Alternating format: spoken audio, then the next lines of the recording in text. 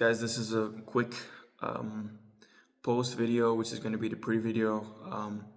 As as always, I tend to talk quite a lot and go in depth into things. So just to keep it short, this video is going to be about the dilemma. Is your energy basically close to unlimited when you live in a state of less and less and less ego, to the point where if you go to infinity you got no ego? Or is your energy limited to the way human design dictates that your energy works? That is the debate that I will introduce in this video. And just it's a bit of an introduction, but it will give you a lot of perspective. It's also a bit of personal background, since I've lived extremes when it comes to energy. Without further ado, enjoy the video. And if you have any opinion on this debate, like any experiences, please write them down in the comments, and I would love to hear from you. And after this, there's probably going to be a short introduction for the video, which was the original thing. Doesn't matter, just I would love to hear your opinion. Hi guys, in this video I want to talk about something that's been bothering me for quite some time. A deeply spiritual question, a deeply spiritual uncertainty that I really do not know the answer to. And I hope that maybe some of you that watch this video can answer me, or at least share your experiences, because I don't know. And it's a question that I feel can really have a big impact on my life when I know the ultimate answer, if there is such an ultimate answer. So basically what I want to touch on is human design, and the energy states that you can reach once you are in a deep state of surrender to the truth, yourself, your center, the soul, whatever it is, God. It doesn't really matter which term you use in your specific practice or the background. Of course some practices can differ, but very often different names lead to more or less the same thing, or sometimes the exact same thing. So just to keep it not too long, so basically, what is my question? What is my uncertainty? So I have been doing spiritual practices since I was 17, and I started doing them pretty seriously since I was 22. And what got me into spirituality, it was actually a chronic illness. When I was 15, I had a big accident. I was a cyclist. I had a big cycling accident, and let me try and watch the camera. I had a big cycling accident, and from one day to the next, my health was gone. Like literally, I was working out. Not working out, going to the gym, but I was training for cycling 6 days a week, and I was incredibly fit. Like I was literally super fit as you could be, almost for a 15-year-old. And then all of a sudden my health just vanished like that. When I had the accident, something happened, and I went to so many doctors. I went from doctor to doctor to doctor to doctor, and somehow they didn't know what it was. They found that I had like a bit of a virus in my blood, and so maybe that's a thing.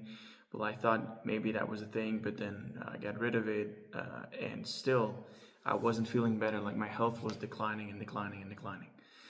Okay, it's just to keep it short, I developed more and more physical symptoms, and one of the main symptoms was chronic fatigue. So basically, I'd never got it diagnosed because I knew I was going to recover. I felt I was going to recover, and I didn't want to go down the rabbit hole of making myself believe that I had chronic fatigue syndrome. But basically, what I had was chronic fatigue syndrome. There was one doctor after I recovered that said, seems like that was chronic fatigue syndrome. But I never got it confirmed officially, just because it was a whole process in my own country, and I didn't want to go through it, and I didn't want to get the stigma, or like make myself believe, because most people never recover from chronic fatigue syndrome. Like 95% has been having it for 5 years or longer, never recovers, but I did.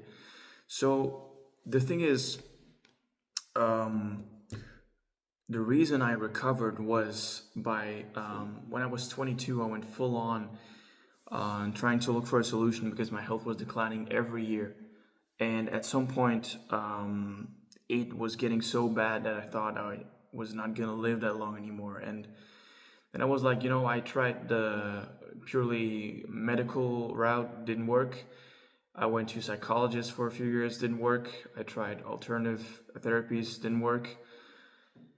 I mean, if I want to save my life and actually live up to get a life, then, I have to take it up for myself. I have to take up the quest for an answer and make that the priority of my life. And that is what I did. And after almost 3 years, like 2.5 years, I actually found that final solution. Like, if you want to know more about what I did to find that solution, what all I went through, what all I tried and worked to some extent, didn't work, what actually worked, if you want, I can make a video on that. But yeah, just for the purposes of this video, let's get to the question. So to keep it short, I had chronic fatigue syndrome for 9 years. And so my energy was always incredibly low for those years. And it went down and down and down to, I would say, 20% of the energy of a normal person, sometimes even less. There were days where, for example, I had met up, with friends to go for a walk. They would come to my house, and sometimes I would just have to say, like, I'm not able to really go for a walk now. I don't have the energy. I was like 21, 22, 23 years old, and they would come to my house to go for a walk. We met up to go for a walk, just a short walk, like 30-minute walk or something, and I just couldn't do it. Like, that would happen, or so often I had to, like, I was gonna go to like a small party, and most of the times I had to just call it off. I had to eat incredibly clean. I would have all kinds of intolerances and stuff. Like, at some point I had more than 60 physical symptoms, and of course it also affected my mental health. But so I got out of that state by finding a practice by a guru named Maharishika, and it was called Surrender to Love. And there were a few postures, you could call it, that she created or manifested an own form of yoga, which is called Priti Yoga, and I did that yoga, and within a couple of days, within literally 4 days, I went from that state of chronic fatigue to the state where I was biking in one day 20 kilometers, then a few hours break, and then another 20 kilometers in 4 days. It was just crazy, like, because usually when I was biking at that time, it was some 5 kilometers, and that was sometimes incredibly hard. And so I did 40 kilometers in just a single day. I mean, before I was a cyclist, I was like cycling like over 100 kilometers. But for the state that I was in, like chronic fatigue syndrome, you can, forget about cycling 40 kilometers. It's crazy. So, and then I actually went to India to learn from the guru, and I served as a disciple for 1.5 years. And so the thing is, when I was deeply involved in that practice of surrender, I was actually getting to the point of having, like, sometimes just unbelievable amounts of energy. Like, it was just crazy. Like, I couldn't believe it, like how much energy I had. And that was not always the case. There were also moments where I was incredibly tired. while I was doing the service, because the service was every day for months on end. There were no rest days. I mean, sometimes there were days where we were organizing events and there were some rest moments, but basically we were working 7 days a week, and very often working like 14, 15, 16 hours a day, sometimes even more, which is just crazy, which is just mad. But still we were doing it. I was doing it as a guy who, um, just a little bit before that, uh, thought he was never going to be able to do a full time job, maybe not even a half time job. I was working 16 hours a day, sometimes for like weeks on end. Like it was just crazy. And the average day was probably, yeah, somewhere close to 14. I mean, maybe there was some periods where it was a little bit less, maybe 12, 13, but it was never really below that. So that was just crazy. And often I could also like keep my energy high the whole bloody day. It was just crazy. And so what I and what others there, what we did to keep that energy that high was actually the thing that I'm saying, to keep the energy that high. That was basically what we did. And how did we do that? We, yeah, so in order to keep our physical energy high, we kept our spiritual energy high. And how did we do that? Was actually by not giving in to ego as much as we could, which of course is very, very incredibly challenging, but we did that as much as we could. And that was also what the spiritual master is there for, to help you get rid of your ego by challenging you in extreme ways. And yeah, so that is part of the story. So now let's get to the second part, and where my big question is arising, where I don't have an answer to. Um, so yeah, what I wanted to say was, a little bit after that, near the end of my save on my spiritual service as a volunteer for a guru, I had a big accident while in India. A very, very big accident. It was actually, I mean, honestly, I was lucky because I got revived.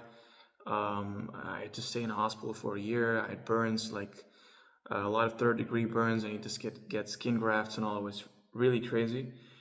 And I sort of, I don't know, I stopped the spiritual service, a few months after that, because physically I was just like completely done, and I had to recover. And with that amount of work, it was just not possible for me to recover. And I saw like, whoa, it seems like I'm not recovering, and I want to make a full recovery, at least get close to that, because I'm a young guy.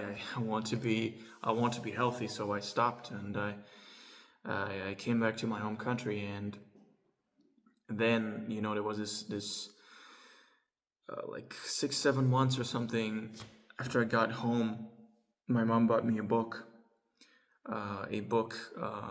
called Human Design, and it was a human design specifically for me. So a human design is basically based on astrology, on your date of birth and your location of birth. And I never really was into astrology. I didn't have anything like, I was neutral.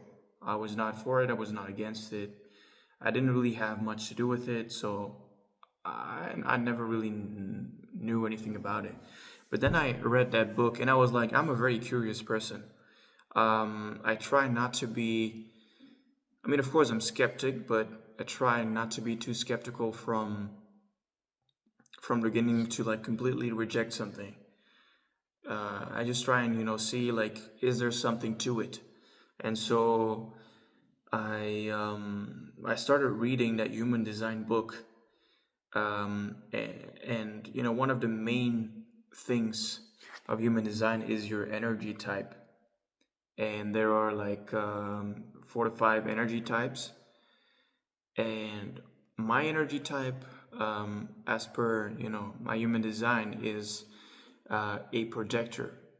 And to keep it short, what a projector is energy wise, or let's say physical energy wise, is that your energy works in bursts of inspiration, but you don't have consistent energy. Unlike most people, like I think it was 70% of the population uh, are they have like generator energy, they're called generators, and they basically have an energy center within the body that is consistently producing energy, which projector people do not have. And then I was like, well, actually, it really resonates. Like what I was reading in the book, like my energy also, like I'm a very creative person, and like in bursts it can like come up. Um, and they also said that the projector is about mastering systems, which is really a thing that in my life has happened. Like there are a few things that I've gone into, and I tend to go like very deep into them. Like spirituality is a thing. Like I I was like, I'm gonna take this. I'm gonna go to India. I'm gonna be a disciple of a spiritual master, and basically serve a spiritual master for 1.5 years. Like not everyone that is into spirituality is gonna take it to that extreme. And I've done the same thing with other things like languages. I decided when I was 17, hey, I want to learn Italian for a trip with friends, and then I decided, well, I actually like this, and then I became fluent in Italian. Then a few years later, I went to university and studied languages, and then I studied a few more languages on my own. Like I tend to like go very, very deep, and that also really resonated about the projector type. It's about going deep, and then once you reach a certain level of mastery, then you can share it when people invite you. Basically, right, when people ask you to help them, you can speak about it. Um, and yeah, so it really resonated, and that's just the tip of the iceberg from human design. There were so many things in there. Like for example, for me, they said that I'm the 3-5 type, and the 3-5 type means 3 is that you're like an experimenter, and that I really recognize in my life. Like I really tried out many different things. And 5 is like the gatherer of wisdom, and then speaking the wisdom that you gathered. Um, that's basically paraphrase like what it sort of is, and it also really resonated because I see that I really go deep into systems. I experiment a lot of things, and at some point I find my way, and then sometimes there are people coming to me like asking, hey, can you, like, how do you see this, how do you see that? So yeah, that's it really resonated. So the thing is, like, to get to the question now, I see this is a 16-minute intro. Like I tend to like speak a lot, um, but I hope that until now you've been following the story. So the question is, what is true? Is there the potential to have like almost unlimited energy, or is human design like the ultimate guide for how your physical energy works? And I just do not know the answer. I do not know the answer. Yesterday I had a conversation about this with a friend who is a healer, and he I got to know him in India.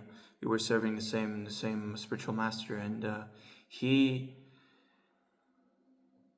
also reminded me of those moments when we were doing crazy things. Like, it was not just the energy that we had, like the basically non-stop energy. I remember telling him when I was in India for the first time. It was also his first time with the master. We just met, the first day of the first event there, when we were not yet disciples, but just came there as like, you know, attendees to an event. And so basically, what I told him a few days into that event is that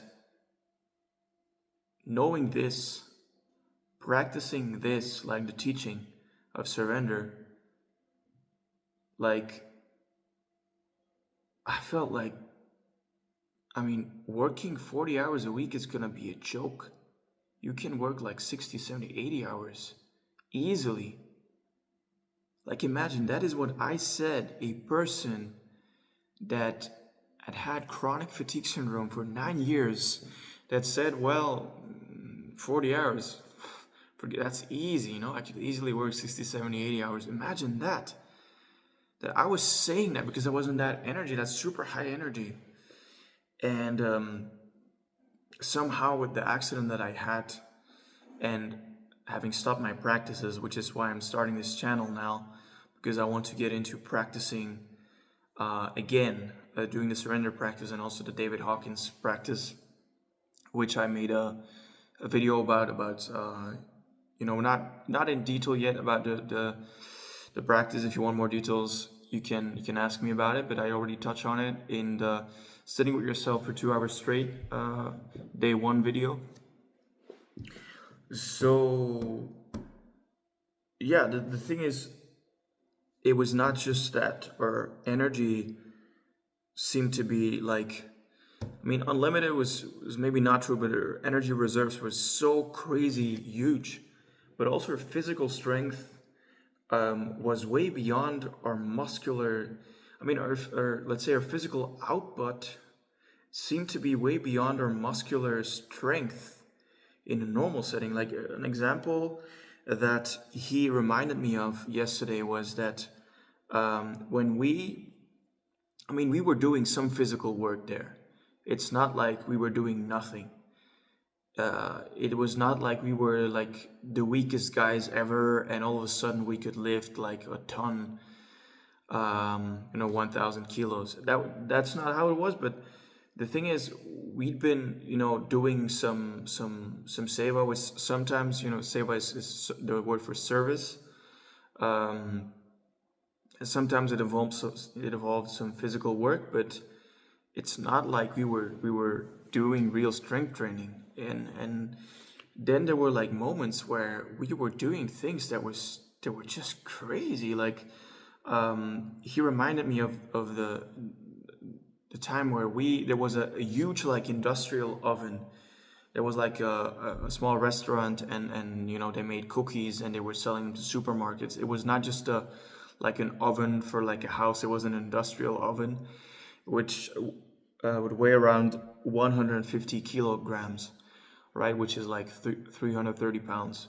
And we, as basically untrained guys, just the two of us, we managed to lift that around 150 kg oven up 2 flights of stairs in one go. Like, that's just, I mean, I checked it with ChatGPT, like, that's just crazy. Like, now, for example, I'm actually, it's not like I'm that strong or anything, but I'm started going to the gym like some 11 months ago, and I'm actually supposed to be stronger than I was then, but there is no way that I would now be able to, with another guy, that is more or less the same strength.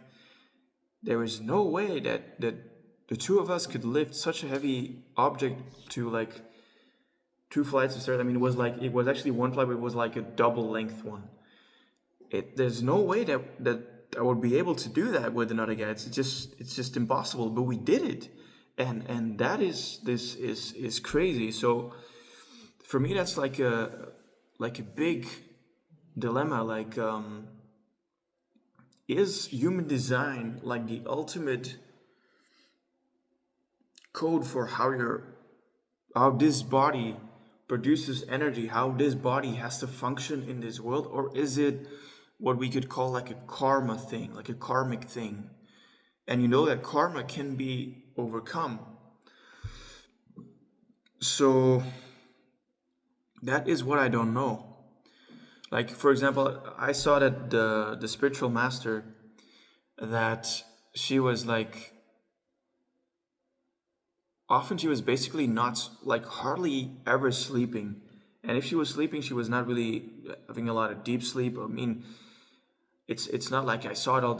It seemed like she was like hardly sleeping a few hours, and still she seemed to be vibrant the whole time. Like, how is that possible? And so that's why, there's other masters that are spoken about that are said to sleep never, and things like that, or like monks that sleep only 3 to 4 hours a day, and then they're 60 years old and they seem like 45. They seem to be very fit and all.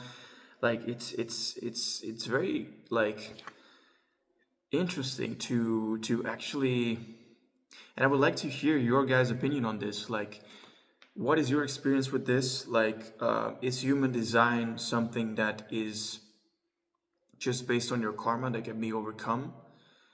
Or is it actually the code of this physical instrument, the body, and is it basically a limiting factor?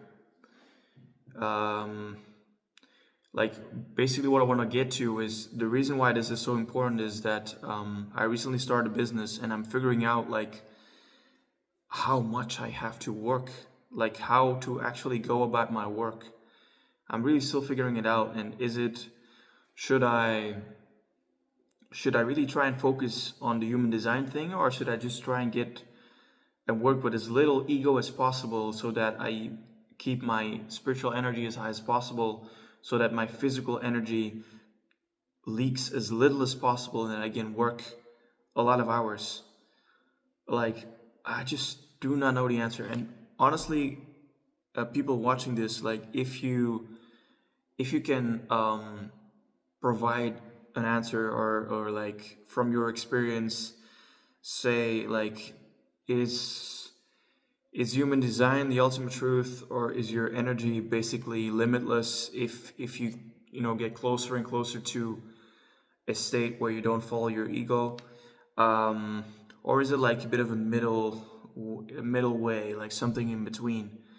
um, Now I tend to go for like, it's something in between. um, that yes, there is a certain truth to human design, and maybe even if karma can be overcome, it's not something that just happens overnight. So um, but I can just also not deny the experiences that I had in India. Like, um,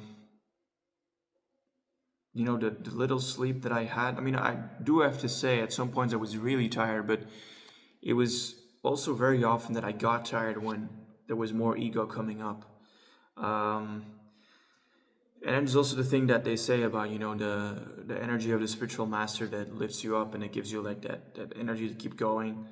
And once you go away from master goes down, like, there is definitely a reality to, there's a phenomenon where some people, when you get close to them in their presence, there's something that starts to shift in you.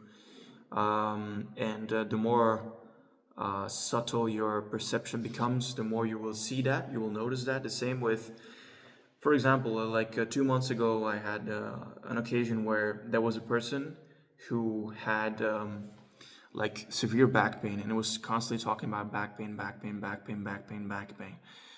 And when I left that meeting, I had back pain, even though there was nothing wrong with my back.